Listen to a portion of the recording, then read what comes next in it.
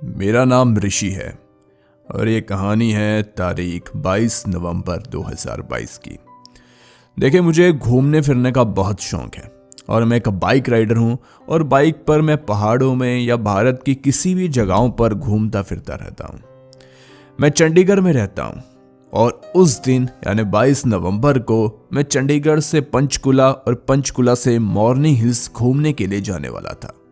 मैं अपनी बाइक से वहां पर पहुंचता हूं और वहां पर मेरे एक रिलेटिव का एक होटल है, वहां पर ही मैं रुकता हूं। मोरनी हिल्स बहुत खूबसूरत जगह है, वहां पर मैं करीब 3 दिन रुकता हूं और उन्हीं के होटल में रहता हूं। अब समय आ जाता है वापस आने का, लेकिन मुझे नहीं पता था कि उस वापस आने के रास्ते में मेरे साथ कुछ ऐसा हो जाएगा जिसे मैं सारी जिंदगी भूल नहीं सकता।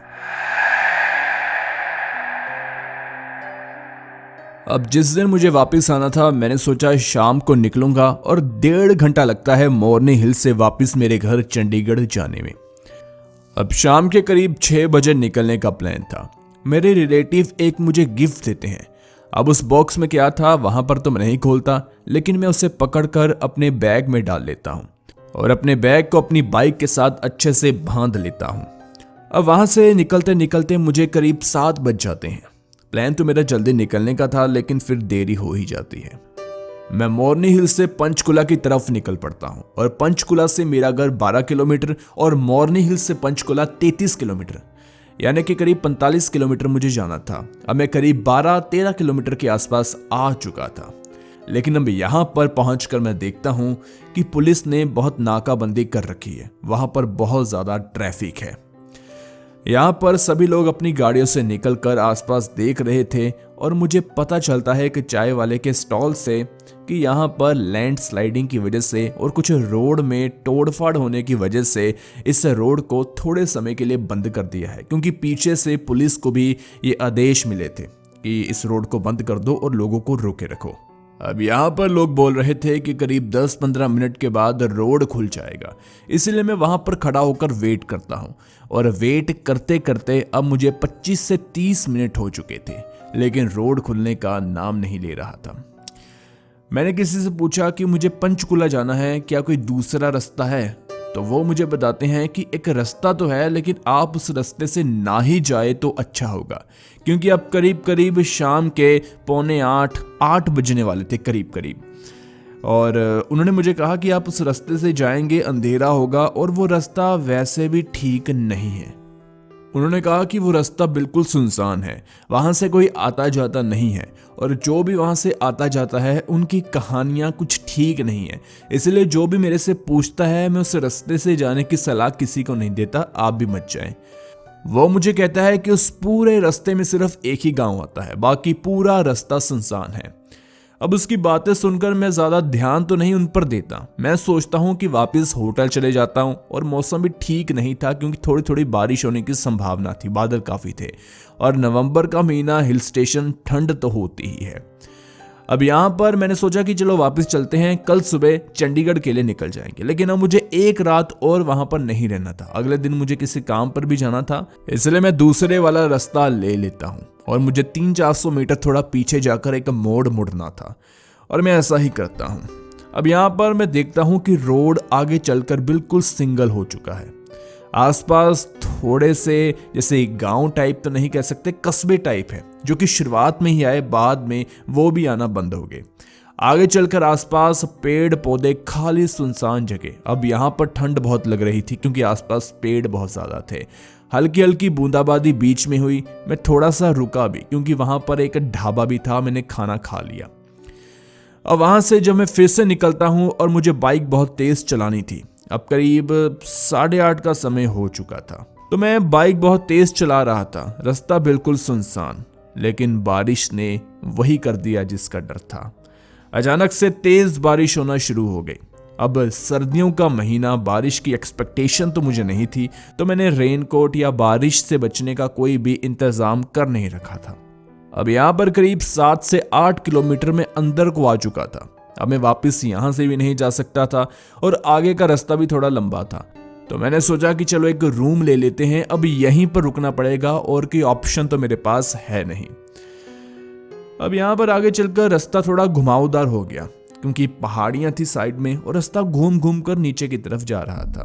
तो इस वजह से मेरी स्पीड भी काफ़ी कम थी और ठंड की वजह से वैसे भी मैं स्पीड को कम ही रख रहा था। अब मैं काफ़ी दूर से देखता हूँ, मुझे कुछ लाइट्स नज़र आती है। शायद जिस गांव की वो आदमी बात कर रहा था वो गांव अब आने वाला था। अब ऐसे ही मैं आगे चलता जाता हूँ।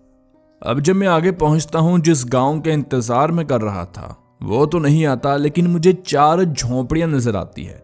अब इस समय बारिश हो रही थी बहुत तेज़, बादल गरज रहे थे बहुत ज़्यादा। अब मुझे पता था कि इससे आगे मैं नहीं जा सकता। अब वहाँ पर मुझे लाइट नज़र आती है। देखिए, मैं ट्रैवल तो करता रहता हूँ, कैंपिंग भी करता रहता हूँ, तो मेरे लिए ये कंडीशन कुछ ज़्यादा अजीब नहीं थी। तो खैर वहाँ पर 4 झोंपड़ियाँ थी और मुझे वहाँ से मदद मांगनी थी, पूछना था गाँव के बारे में। तो एक झोंपड़ी में लाइट मुझे नज़र आ रही थी। उन्होंने आगे थोड़ी सी लकड़ी की शीट लगा रखी थी, दरवाज़ा तो खैर नहीं होता वहाँ पर। तो मैंने उसको खटखटाया और उन्होंने शीट को ऐसे ही साइड कर दिया। अंदर एक औरत बैठी हुई थी, वो वहाँ पर बैठकर बर्तन में कुछ डाल रही थी। तो मैंने उनसे पूछा कि मुझे आगे जाना है एक गांव और मुझे किसी होटल में रहना है। तो वो औरत पहले तो कुछ बोली नहीं और मुझे लगा शायद उन्हें ये भाषा नहीं आती होगी, लेकिन फिर मैंने सोचा कि यहाँ पर यही भाषा बोली जाती है। तो फिर उसने कहा कि आगे कोई गांव, कोई होटल नहीं है, यहाँ पर ऐसा ही रास्ता है।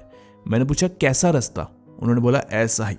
अब यहाँ पर मैंने उन्हें कहा कि देखिए बारिश बहुत ज़्यादा हो रही है और मुझे आगे जाना है थोड़ा, और बारिश की वजह से मैं जा नहीं सकता, मुझे रुकना है आज की रात। तो सोच लीजिए अगर कोई ऐसी जगह हो जहाँ पर मैं रह सकूँ, कोई रेंट रूम मिलता हो, कुछ भी, मुझे रहना है, ये बहुत इंपॉर्टेंट है। मैं थोड़ी सी काफ़ी रिक्वेस्ट करने लगा। तो खैर उन्होंने आगे से कहा कि मैंने कहा रास्ता ऐसा ही है। अब यहाँ पर वो ज़्यादा बोल नहीं रही थी और मैंने पूछा कि आप यहाँ पर अकेले रहते हो? तो उन्होंने कहा कि मैं अकेली ही रहती हूँ, लेकिन आसपास के जो लोग हैं वो कहीं चले गए, वो भी आ जाएंगे, अभी आसपास ही गए होंगे। तो मैंने सोचा कि इतनी रात को आसपास वो कहाँ गए होंगे। तो खैर मैंने ज़्यादा कुछ बात नहीं की। मैं बाहर एक शेड थी उसके नीचे खड़ा रहा कि जब बारिश रुकेगी तो मैं फटाफट निकल जाऊँगा, लेकिन बारिश बहुत ज़्यादा तेज़ थी। तब वो औरत बाहर आती है और बाहर आकर वो दूसरी एक झोंपड़ी थी उसके अंदर चली जाती है और अंदर जाकर मुझे आवाज़ लगाती है। मुझे कहती है सुनिए, और वो उस कमरे में जाकर थोड़ी आग लगा देती है। मोमबत्ती तो नहीं थी, वो कुछ अजीब ही चीज़ थी, मुझे अब बताना नहीं आ रहा, लेकिन वो वहाँ पर कमरे में रोशनी कर देती है। मुझे उसने कहा कि अगर तुम चाहते हो तो यहाँ पर रुक सकते हो। अब यहाँ पर मैं झोंपड़ी में बोला क्यों रुकूंगा, तो मैं मना करता रहता हूँ। उसने वहाँ पर एक चादर को बिछा दिया और मुझे कहा कि तुम्हारे लिए ये झोंपड़ी है, यहाँ पर सो जाओ। वो बहुत धीरे बोल रही थी। तो मैंने कहा कि नहीं कोई बात नहीं, मैं ऐसे रुक नहीं सकता, मुझे आप होटल का बता देते तो मैंने इसी वजह से आपको बुलाया था। तो उसने कहा कि मैं यहाँ पर अकेली रहती हूँ। तो मैंने वैसे पूछा तो नहीं था, लेकिन ऐसे वो कहने लगी। अब मुझे थोड़ा अजीब लग रहा था माहौल वहाँ पर। अब यहाँ पर मैंने उनसे कहा कि अच्छा कोई बात नहीं, वैसे आपको डर नहीं लगता अकेले रहने में? उसने कहा कि हमको डर नहीं लगता, लोग हमसे डर जाते हैं कि ये कैसे यहाँ पर रह रहे हैं। तो यही बात होती है। आखिरी वर्ड मैंने यही उसके सुने। उसके बाद में वो अपने अंदर चली जाती है और मैं अपनी इस झोंपड़ी के बाहर खड़ा रहता हूँ काफ़ी समय के लिए। अब यहाँ पर मुझे रुकना तो पड़ेगा, बारिश भी हो रही थी तो ठंड भी बहुत ज़्यादा। मैं ठंड के बचने के लिए ही झोंपड़ी के अंदर जाकर बैठ गया। एक थोड़ी सी बैठने की जगह थी, मेरी बाइक भी उसी शेड के नीचे थी। तो मैं जाता हूँ, अपना बैग उठा लेता हूँ एक, और बाद में बैग को मैं साइड में रख देता हूँ। अब यहाँ पर समय हो चुका था करीब 10:15 के आसपास, और 45 से 1 घंटा मैं यहाँ पर बैठा था। खुद सोचिए, एक ऐसा रोड जिसके बारे में मुझे कुछ नहीं पता, एक ऐसा इलाका जो भूतिया कहा जाता है, जहाँ पर लोग जाने से डरते हैं रात के 10 बजे, ऐसे माहौल में जहाँ पर बारिश हो रही है, ठंड है, मैं किसी अनजान झोपड़ी में बैठा। तो खैर यहाँ पर अब मुझे नींद आ जाती है करीब 11 बजे, क्योंकि पता था कि अब ना तो होटल मिलने वाला है, ना ही मैं घर वापस जाऊंगा। बारिश थोड़ी सी कम हुई थी, बूंदाबांदी अब भी हो रही थी। जाने को मैं जा सकता था, लेकिन मैं सोचता हूँ कोई बात नहीं, सुबह चले जाएंगे। अब यहाँ पर मैं सो रहा था, लेकिन जब मेरी नींद थोड़ी सी गहरी होती है, मुझे अचानक से सोते सोते किसी के चिल्लाने की आवाज़, किसी के रोने की आवाज़ और बहुत ज़्यादा लोगों की आवाज़ें आना शुरू हो जाती है। जैसे कोई रो रहा है, किसी को बुला रहा है अपनी तरफ, ऐसी आवाज़ें। अब यहाँ पर एक और अजीब चीज़ हुई, आवाज़ें मुझे सुनाई दे रही थी। अब मान सकते हैं कि वो सपना था, लेकिन जब मैं उठ गया मेरा कंट्रोल अपनी बॉडी के ऊपर बिल्कुल नहीं था। मतलब मुझे महसूस हो रहा था कि मैं कहाँ पर लेटा हूँ। थोड़ा थोड़ा ब्लर मुझे चीज़ें भी दिखाई दे रही थी, लेकिन मुझे अपने पैरों का कंट्रोल नहीं था। मैं अपने हाथों को हिला नहीं सकता था। ये सब कुछ हो रहा था। अब यहाँ पर करीब 1 बजे का टाइम था और मेरे पैरों पर, मेरे हाथों पर कोई चीज़ चुभती जा रही थी। बहुत तेज़ी से कोई चीज़ें चुभ रही थी। देखिए, एक ऐसा माहौल आता है सोते सोते जब पता नहीं चलता हम सो रहे हैं या जाग रहे हैं। मुझे पता नहीं कौन सी आवाज़ें सुनाई दे रही थी, लेकिन दूसरी बात, मुझे कंट्रोल नहीं था अपनी बॉडी के ऊपर। अब उसके बाद में आंखों के आगे आ गया अंधेरा। मुझे कुछ पता नहीं चला। मुझे ये बात पता थी कि मेरे सर के नीचे मेरा बैग पड़ा था और उसे तकिया बनाकर मैं सोया पड़ा था। अब यहाँ पर कमरे में बिल्कुल अंधेरा था। आखिरी बात मुझे यही याद थी कि मुझे कुछ चुभ रहा है, मुझे कुछ आवाज़ें सुनाई दे रही है और मेरी बॉडी बिल्कुल एक लाश की तरह पड़ी है, लेकिन मुझे सब कुछ महसूस हो रहा है। अब जो अगली चीज़ मुझे याद है कि अगले दिन सुबह सुबह एक आदमी मेरे ऊपर चिल्ला रहा है। मतलब चिल्ला नहीं रहा, जोर जोर से मुझे उठाने की कोशिश कर रहा है। जब वो मुझे उठाता है और मैं आसपास की जगह देखता हूँ, तब मेरे पैरों नीचे ज़मीन निकल जाती है। जिस जगह पर मैं सोया था, जिस झोंपड़ी को मैं रात को देख रहा था, वो बिल्कुल साफ सुथरी, बिल्कुल अच्छी, लेकिन अब मैं किसी खंडर में लेटा हुआ था। जगह वही थी, लेकिन अंदर का माहौल, अंदर इतनी गंदगी। और जो चीज़ें मुझे रात को चुभ रही थी, वो वहाँ चींटियाँ थी जो ज़मीन पर रेंग रही थी। अंकल ने मुझे पूछा कि कौन हो तुम और यहाँ पर क्या करने आए हो। मैंने उन्हें बताया कि मैं रात को जा रहा था, ऐसे ऐसे औरत मिली, ये सब कुछ हुआ। उन्होंने कहा कि उठो बेटा। मैं उठता हूँ, अपने बैग को पकड़ता हूँ। वो मुझे उन झोपड़ियों के जस्ट पीछे ले जाते हैं और पीछे था कब्रिस्तान। उन्होंने कहा कि पूरी रात तुम एक कब्रिस्तान में लेटे रहे और जिस जगह पर तुम लेटे थे ये झोंपड़ियाँ नहीं है। यहाँ पर पहले कुछ लोग रहा करते थे जिन्हें लोग मानते थे, तो यहाँ पर लोग दिया जलाने आते हैं। ये एक मंदिर टाइप जगह है जहाँ पर तुम सो गए और लोग यहाँ पर दिया इसीलिए जलाते हैं क्योंकि आगे जो जस्ट गांव है उसी का ये कब्रिस्तान है। वहाँ के लोगों का मानना है कि ये जो रस्म है यहाँ पर दिया जलाना और ये झोंपड़ियों को ऐसे ही बनाए रखना, तोड़ना नहीं, इससे वो आत्माएं खुश रहती है और उन्हें नुकसान नहीं पहुँचाती। वो तो पता नहीं तुम कैसे बच गए या बचे भी हो या नहीं, कुछ कह नहीं सकते। अब मेरा दिल जोर जोर से धड़क रहा था, मैं रो रहा था। मैं अपने आप को बहुत बहादुर समझता हूँ।